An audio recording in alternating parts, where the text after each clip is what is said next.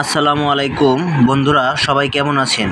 সবাইকে mister and missus Zahid blogs চ্যানেলে স্বাগতম। আমি মিস্টার জাহিদ আছি আপনাদের সাথে। আজকে দেখাবো নদীর তরতাজা মাছ দিয়ে তিতা করলা রেসিপি।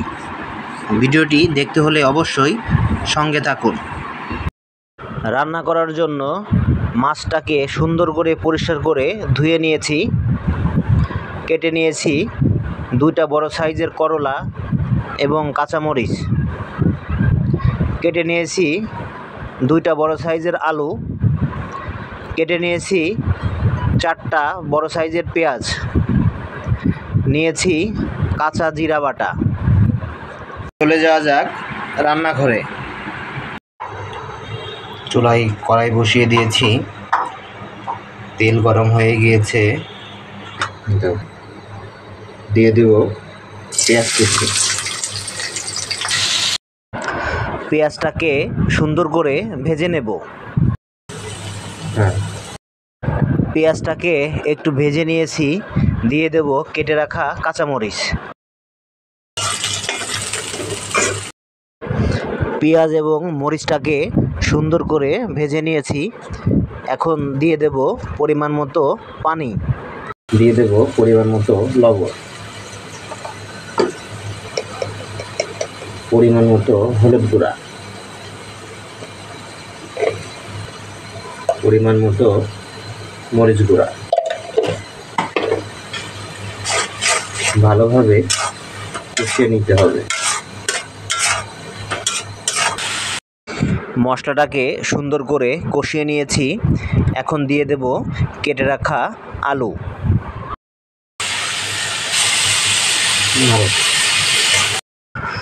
আলুটাকে মশলার সাথে সুন্দর করে কষিয়ে নিয়েছি।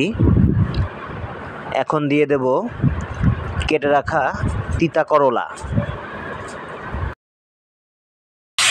আজকে রান্না হবে নদীর টাটকা মাছ দিয়ে তিতা করলার ঝোল।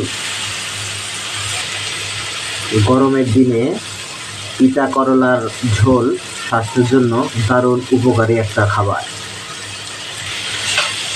তরকারিটা সুন্দর করে কষিয়ে নিতে হবে।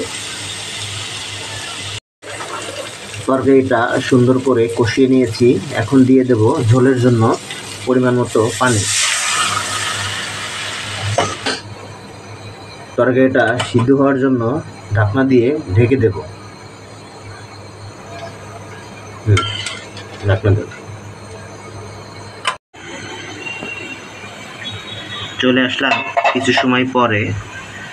তরকারিটা টকবক করে ফুটতে শুরু করেছে। এখন দিয়ে দেব পরিষ্কার করে ধুয়ে রাখা নদীর মাছ।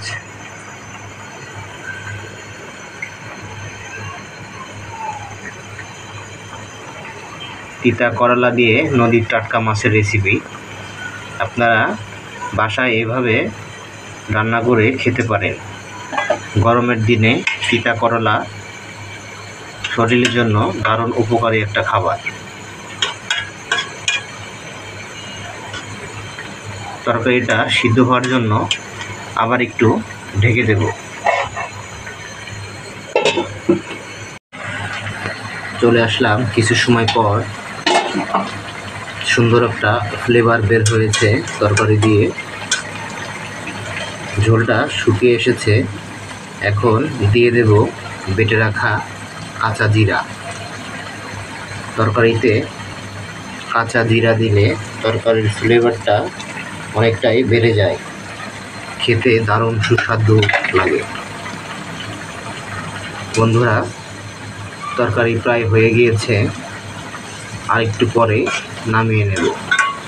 এত সময় যারা ভিডিওটি দেখছেন সবাইকে অনেক অনেক ধন্যবাদ।